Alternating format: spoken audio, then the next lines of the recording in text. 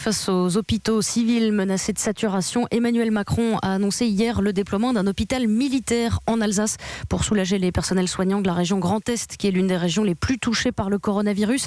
Didier François, quel rôle peut aujourd'hui jouer l'armée dans cette crise ?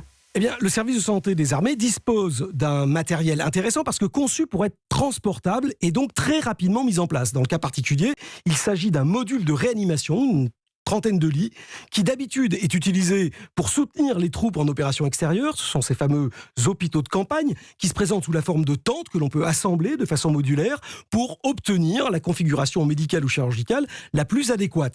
Alors ça, dans un premier temps, permettra de désengorger les services saturés avec en plus une possibilité de monter jusqu'à une centaine de lits si, par malheur, la crise s'aggravait.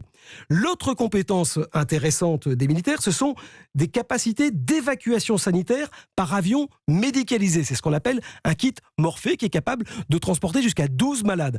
Et bien là aussi, c'est un savoir-faire utile pour tenter de répartir les patients atteints du virus sur l'ensemble des hôpitaux français et ralentir la congestion dans les régions les plus touchées par l'épidémie.